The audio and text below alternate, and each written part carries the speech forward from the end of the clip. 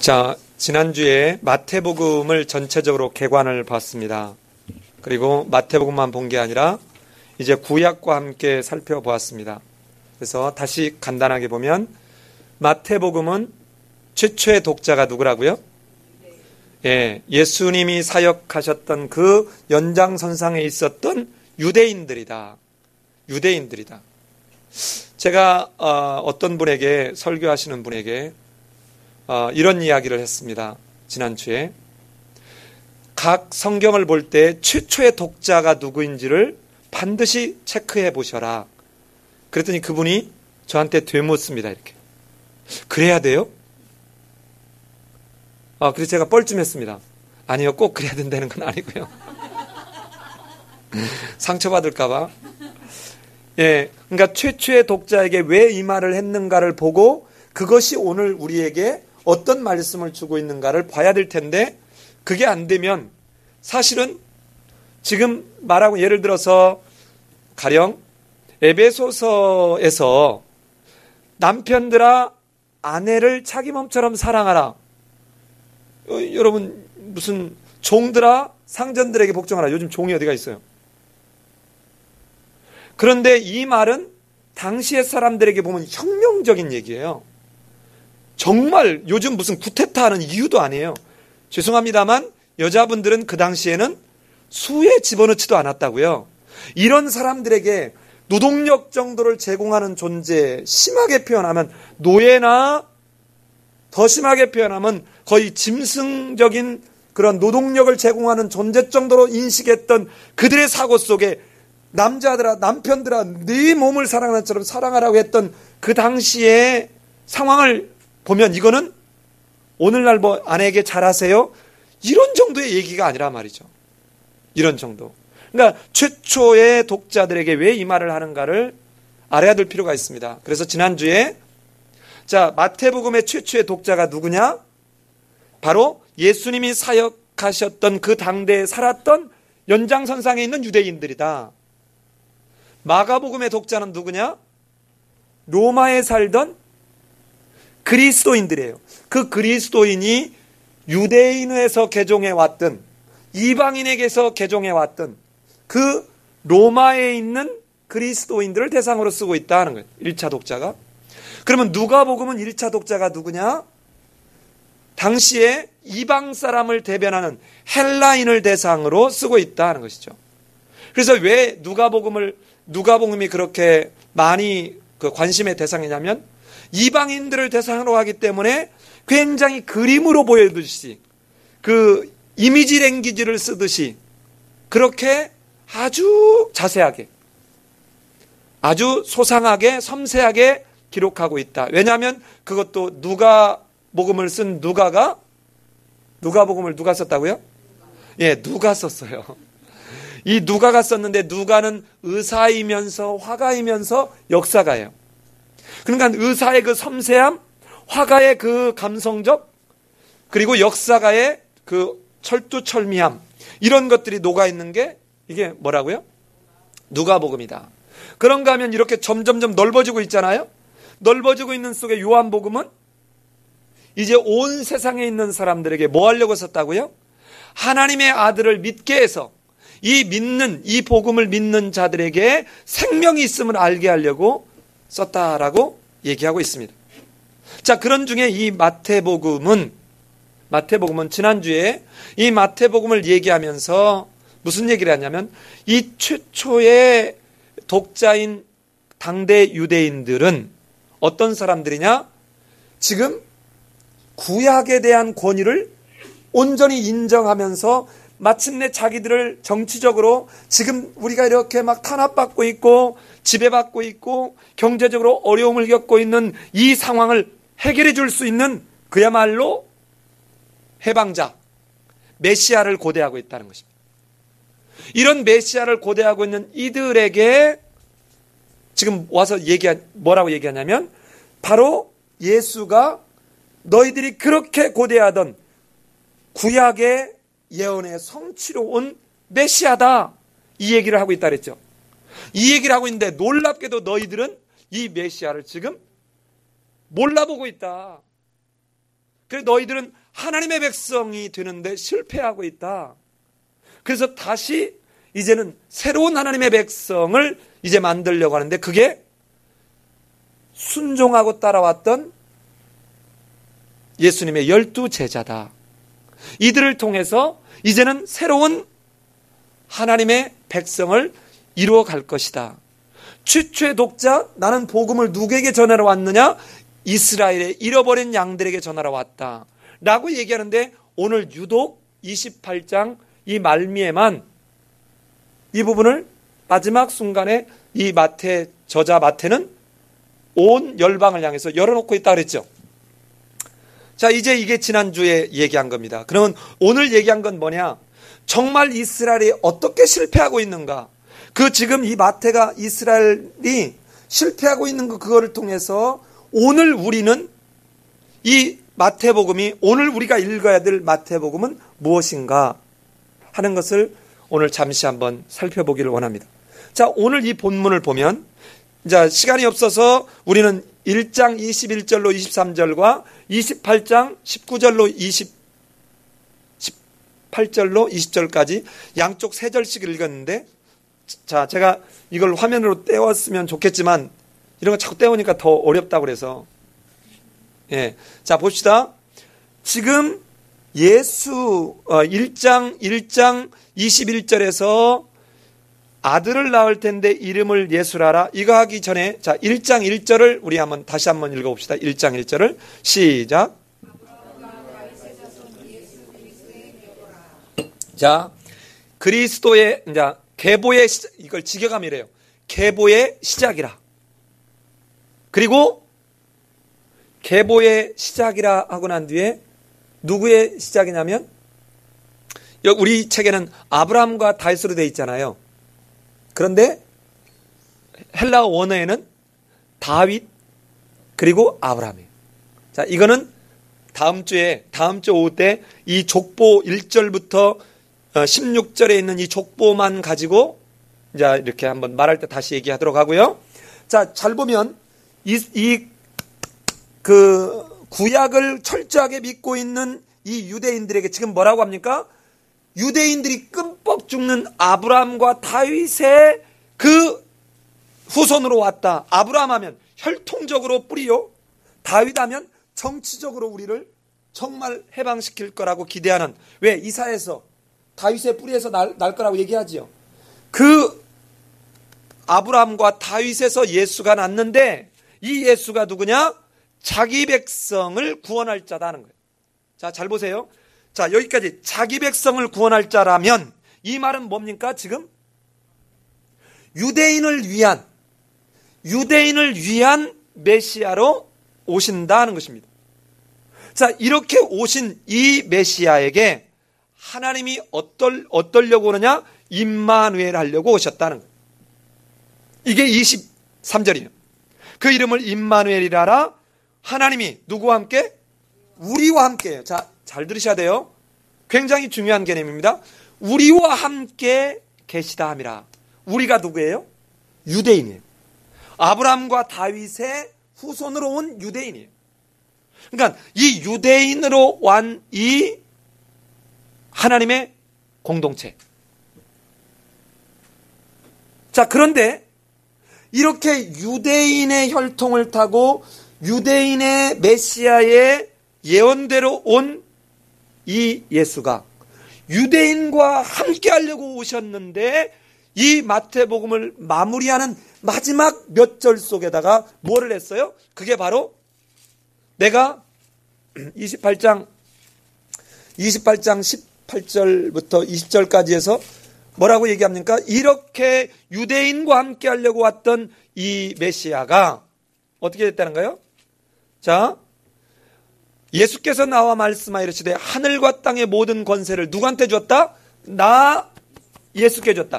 예수 메시아는 그대로인데, 자, 그러므로 너희는 가서 누구로? 모든 족속으로. 아까 자기 백성을 구원하려고 왔던 이 메시아가 어디로 바뀌어요? 모든 민족으로 가서 제자를 삼아 아버지와 아들과 성령의 이름으로 세례를 베풀어라. 이 말은 세례를 베풀어라. 그리고 내가 너에게 분부한 모든 것을 가르쳐 지키게 하라. 이 말은 뭐예요? 하나님의 백성으로 모든 민족을 삼겠다는 거예요. 무슨 말인지 아시겠습니까? 그리고 난 뒤에 아까 하나님이 우리와 함께 계시다 하밀러라 이 말을 내가 누구와? 이제는 우리가 아니라 누구와? 너희와. 이 모든 민족으로 제자를 삼았을 때 아버지와 아들과 성령의 이름으로 세례를 받고 그리고는 가르친 것을 그대로 지켜 행하는 그들과 어떻게 한다고요? 함께 하시겠다는 거예요. 즉 다시 말하면 혈통적이요 유대인의 하나님으로 메시아로 오신 이 예수님과 함께 하려고 했던 이 모습에서 지금은 어디로 갔어요? 모든 열방을 향해서 그 열방으로 새로운 하나님의 백성이 만들어졌고 이들과 항상 영원히 항상 함께 계시겠다는 거예요. 세상 끝날까지. 자, 이 두 개가 마태복음을 앞과 뒤에서 싸고 있어요. 자, 그러면 여러분 유대인들은 지금 누구의 메시아로 올 거라고 기대하고 있어요? 유대인의 메시아로 올 거라고 기대했는데 왜 마지막이 열방의 메시아로 영원히 열방에 있는 그 사람들과 영원히 함께 하겠다고 합니까? 가운데 있는 말을 이제 여러분이 추론하기에 어렵지 않지 않겠어요? 왜 그랬다는 거예요? 유대인은 하나님의 백성으로 진입하는데 실패했다는 거예요. 자, 이 가운데를 살펴보려고 하는 거예요. 왜 실패했냐는 거예요. 왜 실패했냐. 이제 왜 실패했는지 마태라고 하는 저자는 어떻게 이걸 풀어가고 있는지를 쭉 한번 가면서 살펴보자는 것입니다. 자, 여러분 이제 짧은 시간에 모든 성경을 다 볼 수는 없으니까 제가 이렇게 얘기하다가 필요한 부분을 들어가서 성경을 같이 보는 식으로 하겠습니다. 자, 이 앞과 뒤에 유대인에게서 모든 민족으로 바뀌는 혈통에서 아버지와 아들과 성령의 이름으로 세례를 받고 그 말씀을 지키게 되는 그런 사람들로 이제는 하나님의 백성을 만들고 유대인과 함께 하려고 왔던 것에서 이제는 이런 새로운 공동체와 함께 하시겠다고 하는 이것을 위해서 실은 이 유대인들을 구원하시기 위해서 오셨어요. 그래서 이 가운데 상황을 이제 체크해 보면 맨 첫 번째 예수님이 오시기 전에 세례 요한을 통해서 첫 번째 한 게 뭐냐면 회개하라는 것입니다. 회개하라. 천국이 가까웠다. 뭡니까? 너희들이 지금 잘못 알고 있다는 것이에요. 회개하라는 거예요. 그게 바로 마태복음 3장에서 이 세례 요한이 아브라함, 자 우리 이제 차근차근 앞에서부터 가면서 몇 군데를 봅시다. 3장 7절을 한번 같이 읽어봅시다. 3장 7절을 3장 7절 말고요.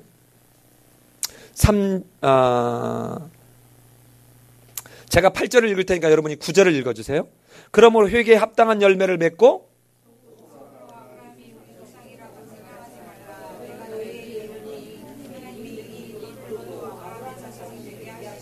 자, 너희들이 지금 아브라함의 자손을 주장하고 있는데 그래서 너희들은 유대인의 혈통을 타고 메시아가 오기 때문에 너희들은 설사 하나님이 너희들이 좀 잘못하고 해도 하나님은 절대로 심하게 야단치지 않을 거야. 마침내 구원하실 거라고 생각하는데 그렇다는 거예요? 아니다는 거예요? 아니다. 자, 그런데 이 세례 요한만 이야기를 하느냐? 예수님도 사역의 첫머리에 뭐라고 하느냐? 4장 17절 그대로 갑니다. 4장 17절. 4장 17절에서 뭐라고 하시는지 보십시다. 제가 읽은 뒤에 여러분이 한번 얘기해 보세요. 이때부터 예수께서 비로소 이제 막 시작했어요. 비로소 전파하여 이르시되 자, 회개하라 천국이 가까이 왔다라고 말하는 거예요. 그러니까 하나님의 나라가 어떻게 될지를 지금 말하고 있는 거예요. 그런데 지금 이스라엘 백성들은 하나님의 나라에 지금 진입하게 생겼어요? 진입하지 못하게 생겼어요? 진입하지 못하게 생겼기에 앞에다가 세례 요한이 한 말을 다시 붙이죠. 뭐라고? 회개하라. 너희들 이 상태로는 하나님의 나라에 갈 수 없다는 거예요. 그러면서 이제라도 돌이키라는 거예요. 구약의 선지서가 그대로 그렇게 많이 해왔던 이야기의 연장선상에 있죠. 돌이키라는 거예요. 회개하라고 얘기합니다. 그런데 이들은 이제 회개하지 않은 채 실패하고 있음을 보여주는데 이것을 어디를 가보냐면, 자, 이렇게 이스라엘 백성들, 유대인들이 실패하고 있는 것을 안타까워하면서 아무리 얘기해도 듣지 않는, 회개하지 않는 이들에게 정반대의 모습을 보여줍니다. 그게 바로 4장 19절로 20절입니다. 19절을 제가 읽을 테니까 20절을 여러분 읽어보세요. 말씀하시되 나를 따라오너라. 내가 너희를 사람을 낚는 어부가 되게 하리라 하시니. 자, 지금 유대인들에게는 회개하라, 천국이 가까웠다라고 말하는데 그들은 받아들이려고 하지 않고 그들은 변하지 않는 이 모습과는 정면으로 대조되는 모습으로 제자들에게 나를 따라오라니까 어떻게 해요? 곧 그물을 뭐하고? 버려두고. 아주 즉시 반응하는 걸 보죠. 이 초도에 유대인 중에 다른 제자들을 다른 복음서하고 다르게 아주 간단하게만 얘기하고 넘어갑니다. 또 22절에서도 그들이 배와 아버지를 뭐하고? 버려두고 예수를 따르니라 하고는 제자들에 관한 공동체를 그냥 거기다 두고 넘어가요. 더 이상 뭐 다 이렇게 모집하는 이야기를 그렇게 더 설명하지 않고.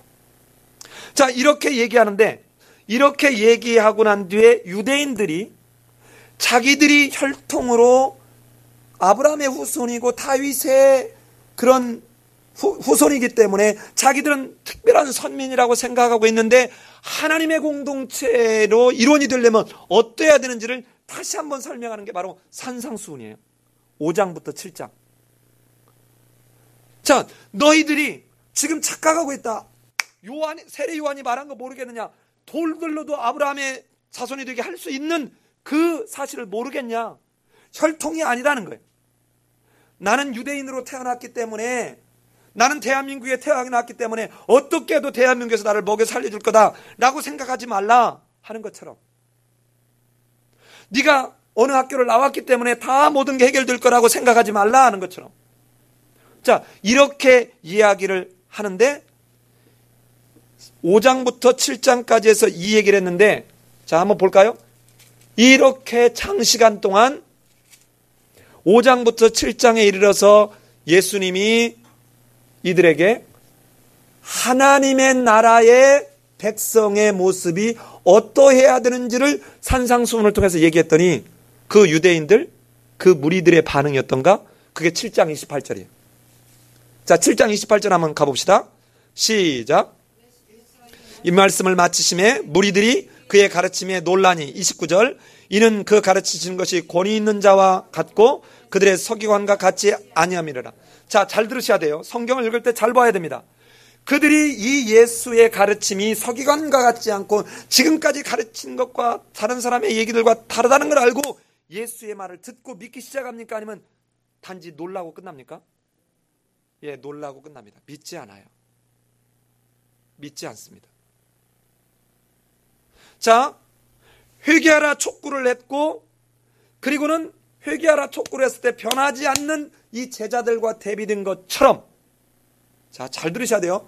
뭐가 계속 반복돼요. 자, 아까 회개하라 세례 요한도 얘기했고 예수님도 얘기했는데 여기에 대해서 반응하지 않는 이 유대인들의 모습과 제자들의 모습이 대비됐던 거 보이세요?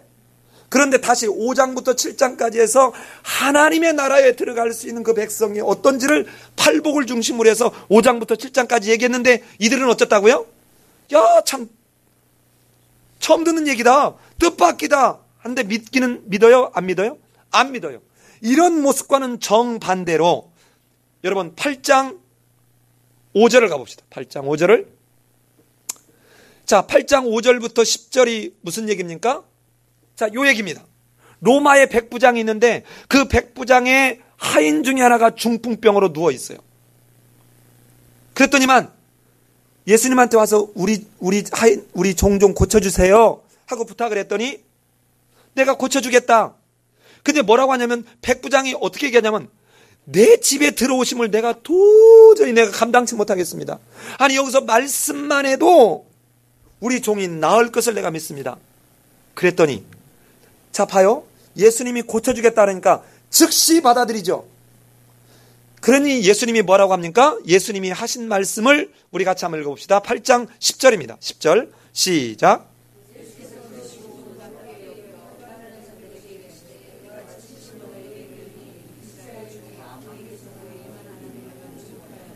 자, 이제 잘 보셔야 돼요. 자, 앞에서 대비시켰던 대로 그대로 대비되죠. 그러면서 이 받아들이지 않는 예수 그리스도가 메시아로 오신 것을 인정하고 받아들이지 않는 이 유대인들을 향해서 이제는 경고합니다. 경고해요. 무슨 경고? 그게 8장 11절로 12절이에요. 같이 한번 읽어봅시다. 시작.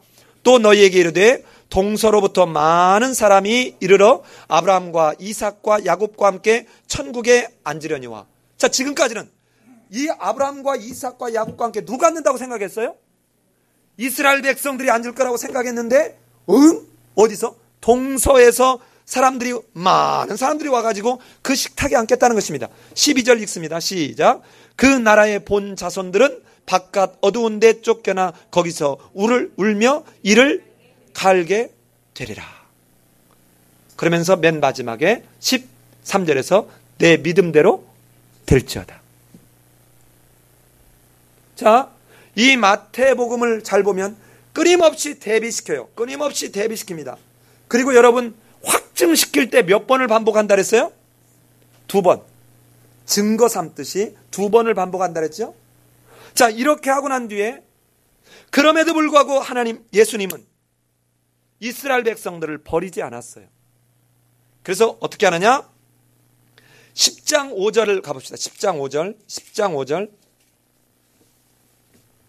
자, 제자들 2명씩 묶어가지고 제자들을 파송하는 장면이에요. 그동안에 아까 8장 9장에서는 무슨 일이 나요? 병자들을 고치면서 메시아인 걸 보여줬습니다. 구약의 성취로 오신 메시아인 것을 보여줬어요. 그리고 난 뒤에 이제는 가서 유대인들에게 전하라고 하는 거예요. 자, 5절을 같이 한번 읽습니다. 시작. 예수께서 이 12를 내보내시며 명하여 이르시되 이방인의 길로도 가지 말고 사마리아인의 고을에도 들어가지 말고 6절 오히려 이스라엘 집에 잃어버린 양에게로 가라. 가서 뭐 하느냐? 7절 가면서 전파하여 말하되 천국이 가까웠다 하고. 자, 잘 보세요. 지금 이 예수님이 제자들을 보내면서 누구에게로 가라는 겁니까? 이방인에게가 아니라 누구에게? 잃어버린 이스라엘 백성, 즉 유대인들에게 가라는 거예요. 유대인들에 가서 저 세례요한이 했던 얘기, 예수님이 했던 얘기, 천국이 가까웠다. 하나님 나라가 진입했는데 너희들이 지금 하나님의 나라의 백성으로 너희들은 들어가는 상황이 되지 못했다 하면서 그들에게 가라는 거예요. 잃어버린 이 유대인의 끔찍한 상황, 아까 어떤 상황? 어둠에 슬피 울며 이를 갈 상황이 되지 않도록 그들이 가서 전하라는 것입니다. 그런데 이때 이들이 깨닫는지 안 깨닫는지 한번 가볼까요? 자, 여러분 어디를 가냐면 11장. 자, 이건 다 읽을 때는 너무 시간이 없어서 제가 그냥 말씀을 드리겠습니다. 11장 16절로 24절과 12장 38절로 45절에서 보면 같은 단어가 반복되는 게 있는데 이 세대라는 말이 나와요. 이 세대. 어떤 세대? 이 복음, 이 전파하는 이 소식을 믿지 않는 이 세대. 이 세대, 즉 예수님을 알아보지 못하고 반응하지 않는, 즉 회개하지 않는 이 세대에 대해서 예수님이 정죄하는 이야기가 지금 11장 16절로 24절, 12장 38절로 45절에서 2번에 걸쳐서 나와요. 그리고 난 뒤에 다시 무슨 얘기를 하느냐? 이때 가나안의 한 여인이 자기 딸이 귀신 들렸어요. 악한 귀신. 그게 15장인데요. 이 15장에서 악한 귀신 들린 그 딸을 고쳐달라고 왔을 때 예수님이 뜬금없는 얘기를 합니다. 뭐라고 하죠? 뭐라고 해요? 나는, 자, 우리 15장 24절 같이 한번 읽읍시다. 15장 24절 시작. 이르시되 나는 이스라엘 집에 잃어버린 양 외에는 다른 데로 보내심을 받지 아니하였노라. 그렇게 얘기를 합니다. 자, 그러면서 이 여자가 그래도 도와달라고 하니까 나는 이방인을 위해서 온 게 아니라 누구를 위해서 왔다? 잃어버린 이스라엘의 양을 위해서 왔다 하고 다시 유대인들에 대한 관심을 여전히 표명하고 있는데, 이때 이 여자가 포기하지 않고 도와주세요 라고 하니까 아주 모욕적인 얘기를 합니다. 뭐라고? 자녀의 떡을 취하여 개들에게 던짐이 마땅치 않다. 자, 자녀들에게 줄 떡이 뭡니까? 내가 전하는 이 복음은 유대인들, 하나님의 선민인 유대인들에게 줄 양식이다, 이 말이에요. 그런데 어떻게 너같이 이방인, 유대인들이 지금 이 이방인을 뭘로 봐요? 개 정도로 보는 거예요. 이 이방인 유대인들의 인식에 있는 개로 보는 너 같은 사람에게 어떻게 내가 떡을 던지는 것이 마땅하냐? 라고 하니까 이 여자가 뭐라고 해요? 옳습니다. 예수님 말씀이 맞습니다. 그런데 개들도 제 주인의 상에서 떨어지는 부스러기를 먹고 자라지 않습니까? 자, 유대인들에게는 지금까지 복음을 전했는데 받아들여요? 안 받아들여요? 안 받아들였습니다. 그런데 이 여자는 야, 내가 너를 위해서 오지 않았어. 그러면 심지어 모욕해요. 유대인들이 갖고 있던 그 편협한 사고를 그대로 얘기해서 어떻게 개들에게 자녀에게 줄 떡을 주겠냐? 그런데도 자존심을 상해하지 않고 뭐라고 합니까? 개들도 주인의 상에서 떨어지는 부스러기를 먹고 산다는 이 말을 들은 예수님이 이어서 28절에 마무리할 때 뭐라고 해요? 여자여, 내 믿음이 크도다. 내 소원대로 되리라. 뭐가? 믿음이에요. 아까 백부장도 내 믿음이 그를 낫게 했다. 구원하였다. 자, 반복해서 이 백부장의 사건과 이 가나안 여인의 사건이 같은 사건이, 이걸 이제 여러분 자꾸 어렵다 그러시나 이런 거 안 하는데요. 이 구조로 보면 그대로 두 개가 지금 반복되는 거 보이세요? 자, 따라오셔야 돼요. 이 두 개를 통해서 예수님이 누구인지를 알아보고 회개함으로 반응하지 않는 유대인과 즉시 반응하는 이 이방인의 모습이 정면으로 대조되고 있다는 것입니다. 자, 그런데 이 정도 됐으면 우리가 잘못 봤구나, 이쯤 돼야 되잖아요. 그런데 역시 반응하지 않는 이 세대가 역시 반응하지 않아요. 16장 4절 읽어봅시다. 16장 4절 같이 한번 읽습니다. 자, 같이 한번 읽습니다. 시작.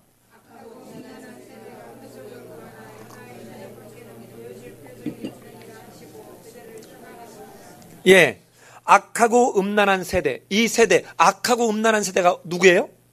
믿지 않는, 예수님을 알아보지 못하고 믿음으로 반응하지 않는, 회개하고 돌이키지 않는 이 유대인의 세대를 책망합니다. 그러면서 여기서 이제는 너희들이 아니라 믿음으로 반응하는 그 존재를 통해서 내가 교회를 시작하겠다. 즉 새로운 하나님의 공동체를 시작하겠다고 하는 것이 바로 베드로의 16장 13절 이후에 예수님이 사람들이 나를 누구라 하느냐? 그랬더니 더러는 세례요한, 더러는 엘리야, 더러는 에레미야나 선지자 중에 하나라고 얘기합니다. 그러니까 너희는 나를 누구라 하느냐? 자, 지금 이 사람들은 누구예요? 즉시 예수님의 말에 반응했던 제자들이죠. 그런데 그 중에 베드로가 주는 그리스도시요 살아계신 하나님의 아들입니다. 그랬더니 뭐라 그래요? 바요나 시몬아, 내가 복이 있도다. 이를 내게 알게 한 이는 혈육이 아니요 하늘에 계신 내 아버지다. 하나님께서 내가 누군지를 너로 알게 했다. 그러면서 그 뒤에 무슨 말을 합니까? 우리 18절 같이 한번 읽어봅시다. 18절 시작.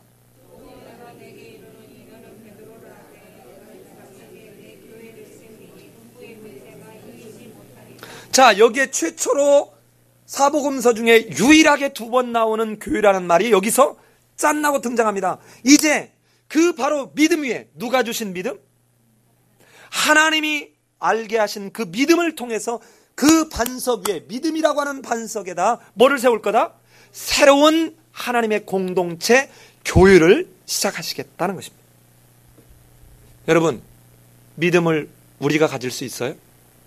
지금도 뭐라 그래요? 바요나 시모나, 이를 내게 알게 하니는 혈육이 아니라 누구라고요? 하나님이 내 아버지다 하는 거예요. 자, 그런데 여러분 여기서 잘 들어야 돼요. 교회를 세우니 음부의 권세가 이기지 못하리라. 내가 천국 열쇠를 내게 주리니 내가 땅에서 무엇이든지 매면 하늘에서도 매일 것이요 내가 땅에서 무엇이든지 풀면 하늘에서도 풀릴 것이다 라고는 그 교회가 가질, 즉 유대인들이 그동안에 자기들이 하나님의 그 선택한 백성이라고 했는데 이 하나님의 선민의 그 특권이 어디로 옮겨가는 것을 지금 예고해요? 교회로 옮겨갈 것을 지금 예고하고 있어요. 그런데도 이 세대는 깨닫지 못합니다. 잘 들어야 돼요. 자, 아까 이 악하고 음란한 세대는 표적만 구하고 앉아있다라고 얘기합니다. 표적만. 오늘날처럼 어디 가서 아말감이 금리빨로 바뀌는 것, 죽은 자가 마치 병든 사람이 안수했더니 낫는 이런 표적만 구하고 있다는 것이에요. 하나님이신 예수님이 오셨는데도 깨닫지 못하는 이들을 향해서 이 음란하고 악한 세대라고 말합니다. 자, 그리고 난 뒤에 이어서 이제 내가 이렇게 음란하고 악한 세대를 통해서가 아니라 그 하나님으로 말미암아 예수 그리스도를 알아보게 된 그 믿음의 바탕을 둔 믿음의 공동체를 통해서 내가 다시 시작하겠다는 거예요. 그런데 이 믿음의 공동체가 부여잡고 가게 될, 땅에서도 매면 하늘에서도 매이고 땅에서 풀면 하늘에서 풀릴 그 사건이 뭐냐? 바로 예수님이 21절에서 뭐를 얘기해요? 예수님의 순환, 고난과 죽음과 부활을 예고합니다. 즉 너희들이 생각했던 정치적 해방, 너희들이 생각했던 물적 충족을 위해서 메시아가 일하는 것이 아니라 너희들의 생각과는 전혀 다른 어떤 방법으로 십자가에서 죽고 죽음으로 죽음을 지불하고 마침내 부활해서 죽음을 극복하는 하나님의 방법으로 보한다. 바로 믿음의 터전을 삼게 하겠다는 것입니다. 자, 잘 보셔야 돼요. 이게 지금 따라가 보면 이 세대가 악했어요. 그래서 새로운 교회라고 하는 새로운 공동체로 시작합니다. 이 교회라는 새로운 공동체의 뿌리는 어디입니까? 그리스도의 십자가의 고난과 죽음이죠. 그런데 이것이 한번 다시 반복돼요. 어떻게 반복돼요? 17장 17절 가봅시다.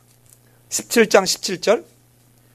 자, 같이 갑니다. 17장 17절 시작.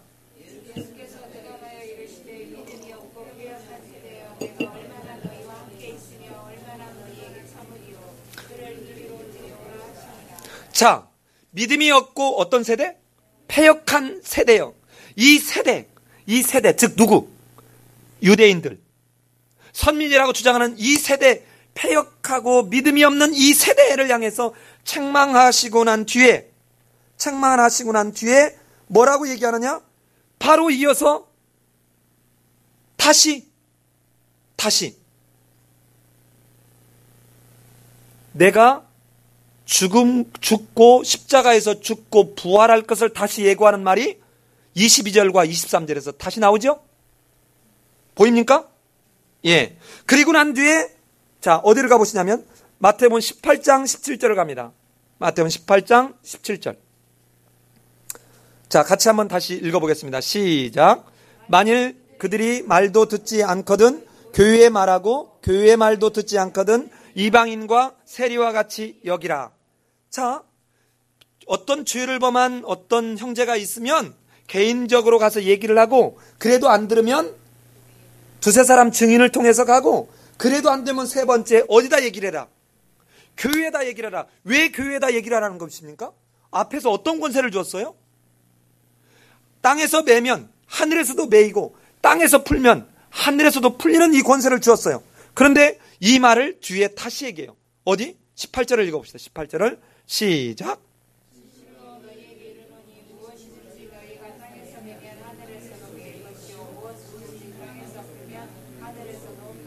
자, 이제 다 끝났습니다. 자, 봅시다. 지금 반복해서 교회를 세울 것이고 이 교회를 통해서 지금까지 하나님이 이루시려고 했던 그 권세, 하나님이 이루시려고 했던 하나님의 나라가 이루어져 가는 것을 어디다 두겠다는 거예요? 유대인들이 생각했던 혈통이나 그들이 갖고 있는 선민의식에다 두는 것이 아니라 예수 그리스도가 십자가에서 죽고 부활할 것을 믿는 그 믿음의 반석의 공동체에 세워지는 교회 속에다 두겠다는 거예요. 교회 속에다. 그런데 자, 여기까지 보면 유대인들이 지금 성공하고 있어요? 실패하고 있어요? 실패하고 있습니다. 근데 이 정도에서만 실패하는 것이 아니라 실패하는 것에 대해서 또다시 두 번에 걸쳐서 강하게 얘기를 하는데 그게 뭐냐면 포도원 농부의 비유예요. 그게 21장에 나옵니다. 21장 하겠습니다. 21장. 이 포도원 농부의 비유가 뭡니까? 21장 33절로 46절에 나온 이야기인데 어느 포도원 농부가 타국에 가면서 이 포도원을 맡기고 왔어요. 돌아와가지고 이제 그동안에 내가 이 세놓은 것 와서 이제 갚아주세요. 그랬더니 종을 보냈더니 어떻게 해요? 하나는 패 죽이고 하나는 그냥 사정없이 두드려 패놨어요. 그래서 더 많은 사람들을 보냈더니 여전히 똑같이 그래. 그 다음에 세 번째 누구를 보내요? 아들을 보냈더니만 저놈 시키는 저건 지 아버지 거 상속할 놈이야. 그리고는 어떻게 해요? 그냥 저것만 없어지면 다 우리께 될 거야 하고는 죽여버렸습니다. 자, 이처럼 여전히 지금 깨닫지 못하는 유대인들을 포도원 농부의 비유로 비유하면서 뭐라고 얘기하느냐? 놀라운 충격적인 이야기를 합니다. 앞에서보다 훨씬 충격적인. 자, 아까 동서에서 모든 사람들이 와서 아브라함과 이삭과 야곱의 식탁에 앉게 될 거고 원래의 본 백성은 울며 이를 갈게 될 거라는 이야기 했죠. 자, 이거보다 우리 21장 43절 같이 한번 읽어봅시다. 43절 시작.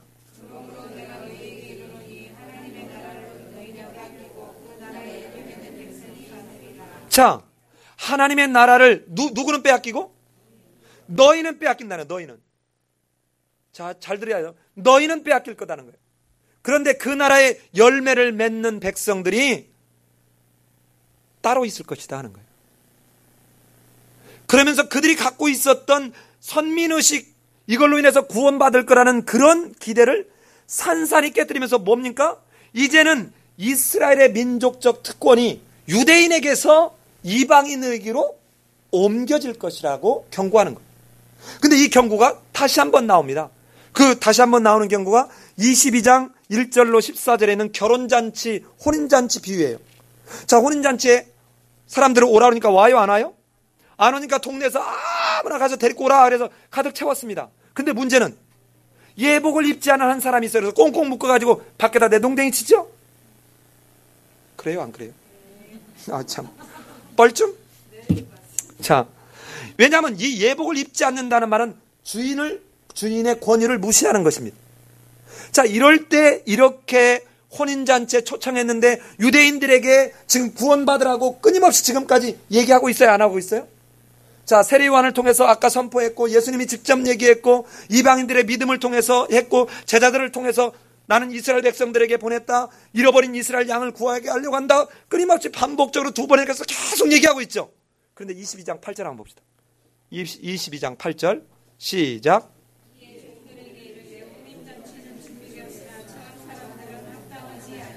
자 보세요. 이 지금 유대인들은 스스로가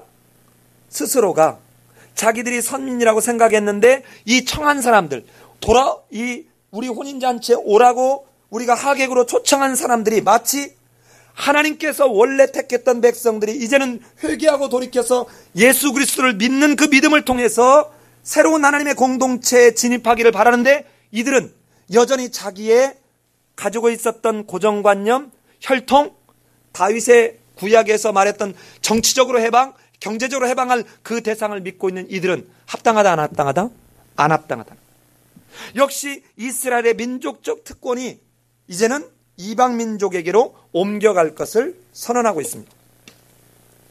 자, 이쯤 되면 유대인들이 깨달아야 될 텐데 그래도 깨닫지 못할 때 그 정도가 아니라 그 당시에 유대인들 신앙에서 핵심적인 위치를 차지하고 있는 사람을 대표로 얘기하는 게 23장이에요.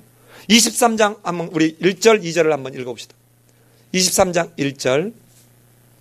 자, 제가 1절을 읽을 테니까 여러분이 2절, 3절 한번 읽어보십시오. 이에 예수께서 무리와 제자들에게 말씀하여 이르시되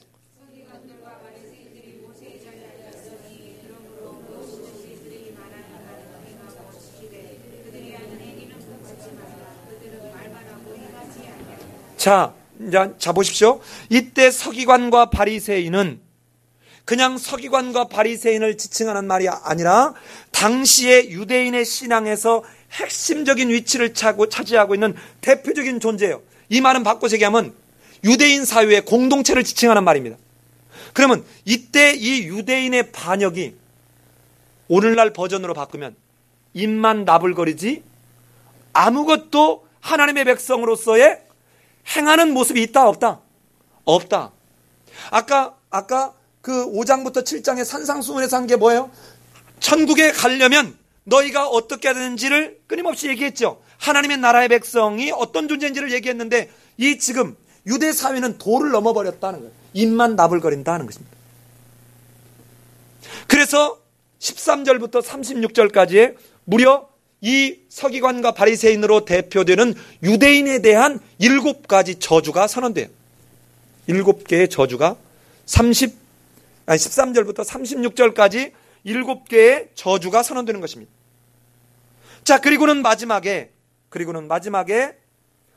이제는 더 이상 너희들의 어떤 회복될 기미가 보이지 않는 이들을 향해서 예수님이 뭐라고 탄식하나 한번 볼까요? 23장 37절을 갑니다. 37절부터 39절까지. 자, 같이 한번 읽습니다. 시작.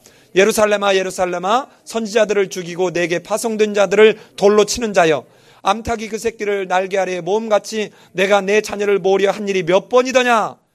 그러나 너희가 원하지 아니하였도다. 자, 앞에서 지금까지 보니까 예수님이 모으려고 하는 것이 한두 번이었어요? 많았어요? 많았어요. 자, 이 38절 갑니다. 보라, 너희 집이 황폐하여 버려진 바 되리라. 내가 너희에게 이르노니 이제부터 너희는 찬송하리로다. 주의 이름으로 오시는 이여 할 때까지 나를 보지 못하리라. 아주 이제는 그 회개하지 않는 예루살렘에 대한 예수님의 탄식과 그 도시가 맞게 될 최후의 운명이었던지를 경고하고 있죠. 여기서 끝나지 않습니다. 24장 2절 읽어봅시다. 24장 2절. 자, 같이 한번 제가 24장 1절을 읽을 테니까, 예수께서 성전에서 나와서 가실 때 제자들이 성전 건물을 가리켜 보이려고 나오니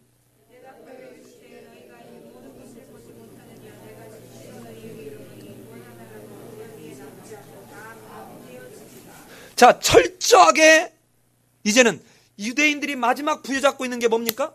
성전입니다. 성전.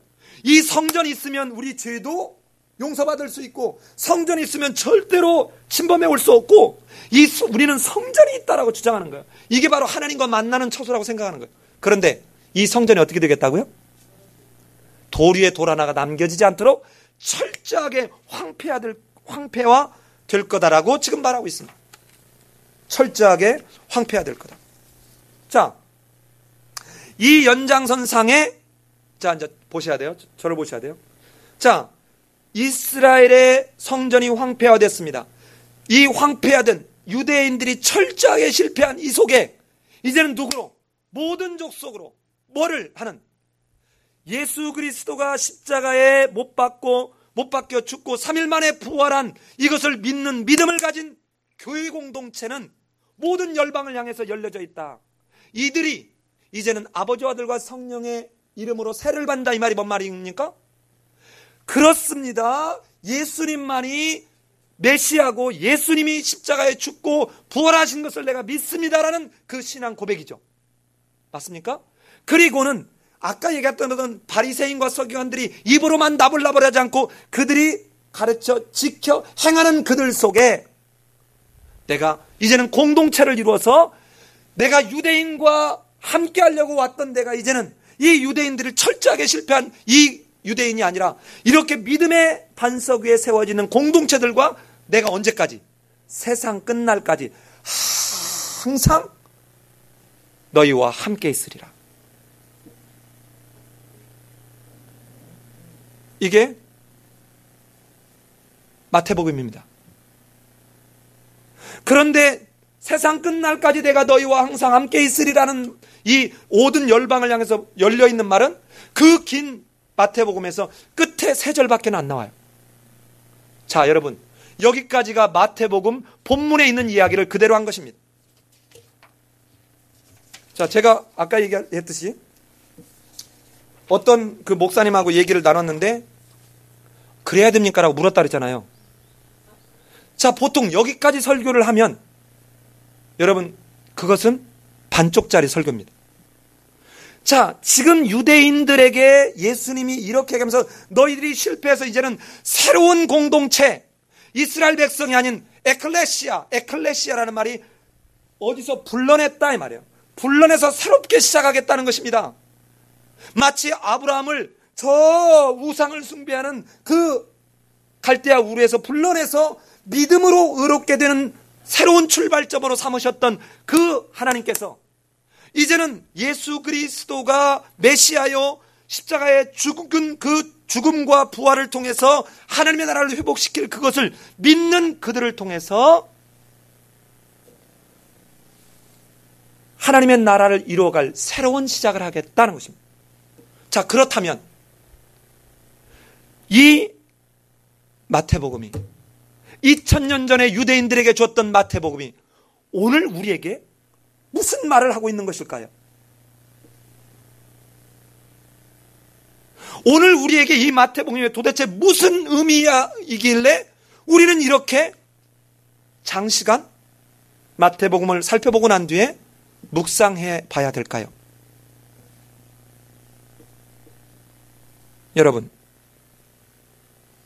여러분과 나는 누굽니까? 예수 그리스도를 믿는다라고 고백하는 사람입니다.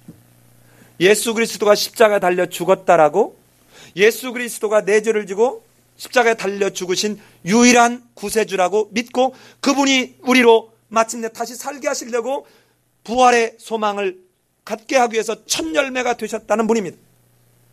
이것을 믿는 사람들입니다. 그런데 우리는 지금 마태복음에서 얘기하고 있는 또 다른 유대인은 아닙니까? 나는 교회를 다니니까, 나는 모태신앙이니까, 나는 세례를 받았으니까, 나는 구원받은 하나님의 백성인 새 이스라엘 백성이라고 생각한 채 삶에는 어떠한 삶의 열매도 없이 그저 서기관과 바리새인들이 했던 것처럼 입만 나불거리는 그런 유대인의 전형의 모습이 오늘 우리의 모습은 아니냐는 거예요. 왜 오늘 여러분 노방전도를 나가지 않았습니까? 자, 갔다 하는데 벌써 제가 전단을 가지고 주려고 하면 오다가 길을 딱 90도 꺾어가지고 짠! 이렇게 가는 사람들 있잖아요. 여러분, 저도 이 전도지를 돌리면서 저는 찬양을 하거나 기도를 합니다. 하나님, 이 전도지를 받는 사람에게 정말 예수 그리스도에 대한 사모하는 마음, 예수 그리스도에 대한 알고자 하는 그 마음이 열려지게 주님 도와주세요. 그런데 오늘 놀랍게도 두 분이 자기 발로 와서 이걸 달라고 하더라고요. 그리고 한 분은 이거 언제부터 다시 시작해요? 하고 묻더라고요. 근데 그 사람은 예수를 안 믿는데요. 그래도 가도 돼요. 그래서 화이나? 영어로는 안 했어요. 왜 안 됩니까? 몇 시에 가면 되냐는 거예요.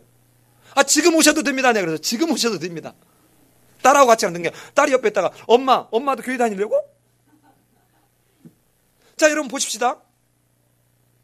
여러분, 왜 우리가 복음을 전할 때 이 지금 마태복음이 쓰여졌을 때 사도행전 시절에는 왜 그렇게 기독교인들이 복음을 전하면 무시당하지 않았습니까? 그들의 삶이 있었기 때문에 그렇습니다. 그들은 아주 소수였어요. 처음에 아주 극히 소수. 심하게 표현하면 몇 명으로 출발한?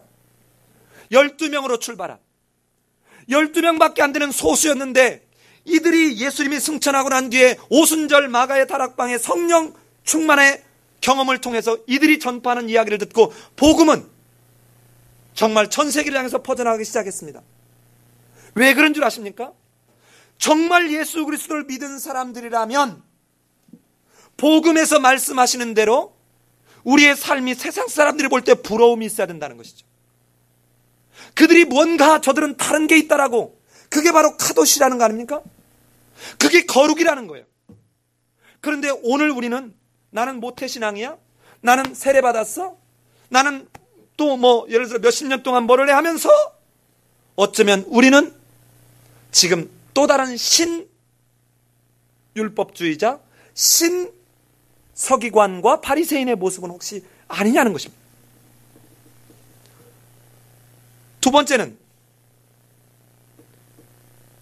저 자신이 이런 생각이 들 때가 참 많은데요. 나는 성경을 이렇게 연구하고 알으니까, 나는 다른 사람들의 성경을 얘기해 주니까 나는 하나님의 백성이야 라고 생각하는 착각에 빠져 있지 않냐는 거예요. 깨달음이 믿음이라고 생각하는 착각. 또 나는 이렇게 교회에서 봉사를 열심히 하니까, 그러니까 나는 하나님의 백성이야 라고 생각하고 있지 않냐는 거예요. 유대인들이 어쩌면 우리가 오늘날 던지는 질문과 같은 그런 삶을 살면서 나는 내가 누구냐? 나는 율법 기차게 지킨다. 나는 절대로 안식일 날 일하지 않는다. 나는 11조를 땡가 먹은 적이 없다. 여러분, 오전 설교할 때 그 부자 청년이 뭐라 합니까? 가서 너는 살인하지 말라, 도둑질하지 말라, 간음하지 말라, 그리고 내 이웃을 내 몸같이 사랑하라. 내가 이런 거 다 했는데요. 그랬더니 예수님이 정말 잘했다. 잘못했다고 안 했습니다. 정말 잘했다. 근데 가서 네 소유 다 팔아서 가난한 사람에게 나눠주라. 자, 그랬더니 이 사람이 어떻게 했어요? 심히 근심하며 돌아갔어요. 그러면 이 사람이 진짜 예수님을 믿은 사람이에요? 안 믿은 사람이에요? 안 믿은 사람이에요. 그런데 예수님은 그 말미에 아까 뭐라고 얘기했다고요? 내 이름을 위하여 자기 부모나 자식이나 재물이나 이런 것들을 어떻게 하면? 내어 버리면. 길거리에 내버리라는 말이 아니죠. 정말 그리스도의 이름을 위해서 그 물질을 내 손아귀 위에서 놓으면, 이 말이에요. 곤경에 처한 사람, 어려운 사람을 향해서 놓으면 네가 살리라. 이거는 지금 물질의 문제를 얘기하겠다는 것이 아니라 정말 내가 예수 그리스도가 강도 만난 것과 같은 나를 구원하신 사마리아인과 같은 존재라면, 내가 그 은혜를 입어서 죽은 시체 같은 내가 산 생명으로 바뀌었다면, 내가 산자로서 세상 속에서 정말 그리스도가 십자가에 죽고 부활한 그 모습으로 내가 삶 속에서 살아야 되지 않겠냐. 이게 진짜 복음이라는 거예요. 이게 진짜 믿음이라는 거예요. 이런 삶의 고백이 있는 이 사람들로 뭐를 이루겠다? 교회를 이루겠다는 것입니다. 그런데 여러분, 정직하게 우리 한번 살펴봅시다. 지금 교회들이 하는 게 뭡니까? 자기들끼리 잘 먹고, 자기들끼리 희낙낙하고, 자기들끼리 만족하고, That's okay. That's enough 아니에요? 아니, 제가 제 스스로에게 이 질문을 했을 때 제가 답할 게 없더라고요. 저는 이 설교라는 이 순간도 예수님이 오시는 그때 내가 너한테 그렇게 여러 번 수없이 말했지만 너는 듣지 않았다. 난 이 말 안 들었으면 좋겠어요. 내가 정말 네가 아무도 보지 않은 데서 네가 하는 것을 내가 안다. 네가 어떻게 내 말씀대로 살으려고 했는지를 내가 다 보아왔다. 이 사람들이 구원받는 사람들입니다.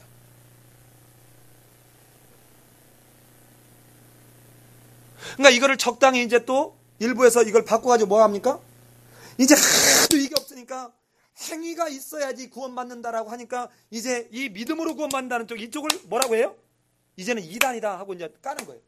그러니까 마귀가 기가 막히게 여러분 이 싸움을 붙이는 거예요. 신칼빈주의와 복음주의를 싸움을 붙이는 거예요.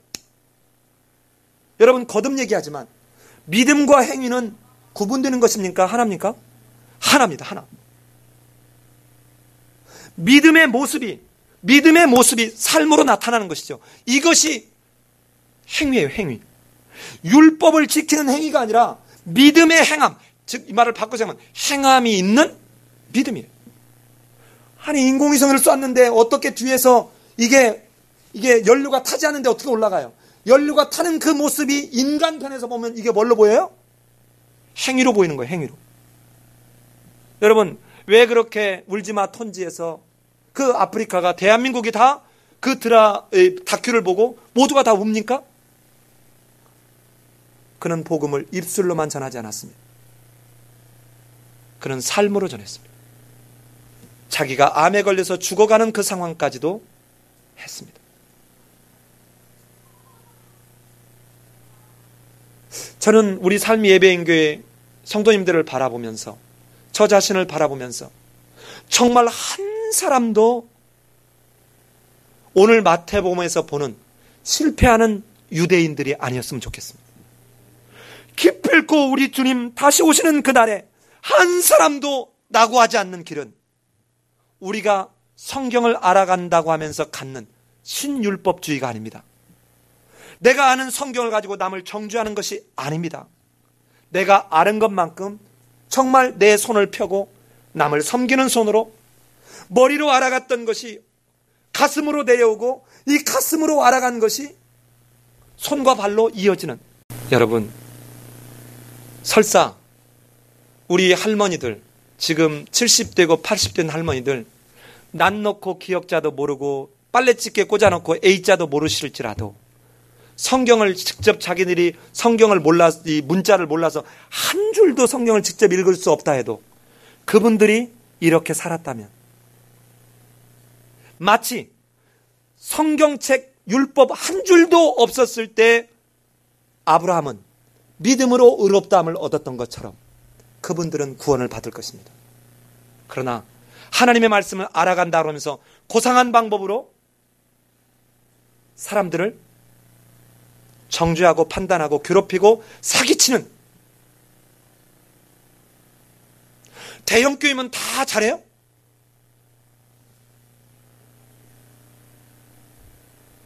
저는 안 지치고 싶은데 위에 있을 때보다 이 밑으로 오니까 더 넓어졌는데 성도 수가 작으니까 더 훼손거려 보여. 더 횡해 보인다. 그러니까 왠지 이 모습을 본 우리 정진영 집사님은 속이 터지는 거예요. 언제나 차나.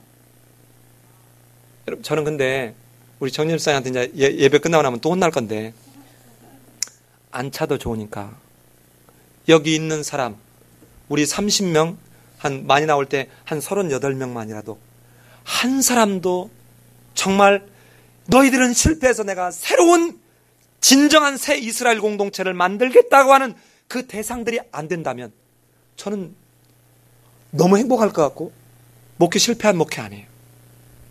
그런데 제가 1년을 넘고 2년을 가고 3년을 가도 우리도 그들과 다를 바 없다면 저는 신율법주의요 지식만 전하는, 제가 요즘 엄청 스스로에게 책망하면서 엄청 스트레스 받는 게 이겁니다. 너도 지식만 강조하는 존재 아니야? 정말 삶이 있어? 이 말을 저 자신에게 우리 삶이 예배인교라는 공동체 안에 제가 던졌을 때 정말 아닙니다. 우리는 삶으로 말씀대로 순종하는 공동체입니다. 라고 자신 있게 말할 수 있는 것인지, 저는 이 마태복음이 여러분과 우리에게 이번 한 주를 지나면서 정말 거듭 반복해서 두 번씩 계속 반복해서 말씀하시는 이 예수님의 애타는 이 외침, 부르짖음, 경고가 우리에게 들려지는 경고였으면 좋겠습니다. 그래서 우리 모두 다 우리 주님 다시 오시는 그날에 정말 주님과 함께 영원히 왕노릇하는 진정한 하나님의 백성들이 되기를 예수님의 이름으로 기도합니다. 우리 같이 한번 기도하겠습니다. 이 시간 기도할 때 여러분, 자, 성경을 알아가는 것도 좋습니다. 복음을 전하는 것도 좋습니다. 다 좋습니다. 그러나 우리는 끊임없이 우리 안에 있는 이런 연약함, 부족함이 있습니다. 우리는 완벽한 존재가 아니에요. 내가 완벽한 존재가 아닌 것처럼 옆에 있는 사람도 완벽한 존재가 아닙니다. 그러나 그럴 때마다 끊임없이 다시 우리 주님이 주시는 말씀의 경고함, 말씀을 통해서 깨닫게 하시고 교훈하고 책망하고 의로 교육하고 바르게 하는 그런 말씀들에 깨어 있어서 이제 다시 내가 잘못되었던 것에서 돌이키는 이런 돌이킴 속에서, 그래, 바로 그거야. 내가 너 같은 그런 나의 백성들을 통해서 이 땅에 내가 이루려고 했던 하나님의 나라를 확장하기를 원했다. 애썼다. 고맙다. 사랑한다. 내가 너를 기다렸다. 이 말을 듣는 하나님, 나의 믿음, 나의 믿음의 삶이 되게 주님 도와달라고 이 시간 자기 목소리가 자기 귀에 들을 만하게 기도하는 시간 갖겠습니다. 기도합니다.